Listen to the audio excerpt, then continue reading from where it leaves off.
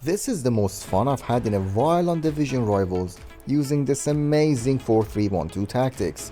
It's unconventional, super hard to defend against, and no one's really familiar with the way it plays. If you're an OG fan of the narrow, this one's for you. It's Team of the Year time, and if you need coins to buy these game-changing cards and make your dream team, you gotta check out lootbar.gg and their ridiculously low prices. Buying coins give you a much better return than buying FC points, and unlike opening packs, it guarantees you can buy Team of the Year cards instead of having next to no chance of packing the good ones. Their prices are already 10% cheaper than any other platforms, and I've got you another 8% off by using my code OMID. Plus, after your purchase, you receive a free 5% extra bonus coins. Many familiar faces in the content creators community are using loot bar services, so you know you're in safe hands. And with its super fast and safe delivery system, you can have your coins within 30 minutes. So make sure to check out lootbar.gg and don't forget to use the code OMID to get that extra 8% off. The link is in the description. G'day everyone, it's OMID here and welcome back to another video on this channel. Guys, if you could just take a second to smash that like button, that'd be an amazing support to the channel. Anyway, let's move on with the tactics, and today's formation is of course the 4-3-1-2. It's one of the better formations to grind your rivals games. It's fun, rarely gets boring, and overall, it's a more enjoyable experience compared to something like a 4-2-1-3. But keep in mind for your champs games that every win and every game counts. Narrow formations always have and always will leak goals. So if you're super sensitive with that, this one might not be it for you. The build-up style is unbalanced, I find the most consistency there, and the defensive approach is on a balanced 55 depth. Quickly moving on to the player roles, and yes, your eyes aren't deceiving you, I can explain, okay? Double false 9 strikers up top. This tactic is about triggering runs a lot, borderline spamming it. If your strikers are already too high up, triggering the runs will quickly make them offside. We want late runs and we want a lot of it so we can create confusion, buy some time and space, and make sure we choose the correct runner for the optimized chance. For the cam, with or without the roll plus, we need shadow striker, period. We already have 2 false 9s up top, we don't want to make this too defensive, you know what I'm saying. And again, shadow striker is perfect for the late runs and creating chaos and confusion. Then we have playmaker and attack on our playmaking center mid. Doesn't matter which side, but simply just not the central one. We need this player to connect everything in the final third. For the other white center mid, if you have a goal scorer or a shooting playstyle plus like mine, we go playmaker and roaming. This would place her in those dangerous areas for outside the box shots. But if you have another playmaking center mid here, go with attack focus. And if you have a more defensive one, maybe a box to box or deep lying playmaker with build up would be perfect. But for the central center mid, again, it's crucial, with or without the roll plus, we need deep lying playmaker and build up for a perfect balance in defensive presence and still some minor attacking output. Then we go for the fullbacks, and listen, this is not meta, okay? I really enjoy it this way, but if it's too risky for you, go fullback and balance, alright? I have my more defensive fullback on false back and balance for some extra help in the midfield and for the build up, and my more attacking fullback is on a wing back and balanced. The 2 center backs are always on defender and defend, and my goalie remains on sweeper keeper.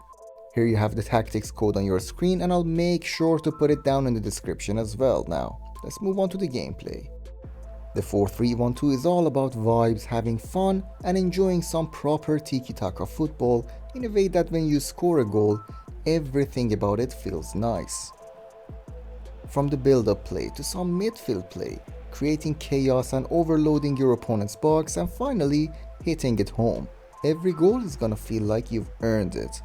But you need to consider, this setup only works if you spam that L1 button and trigger multiple runs on each attempted attack. You need the 1-2 passes, you need the fake the turn, pass the ball to someone unpredictable, maybe a player lock here and there.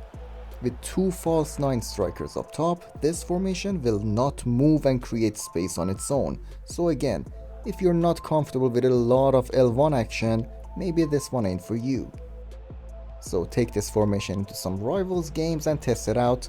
Even take it into foot champs with your own risk and just try to have fun. I promise you, you'll be surprised.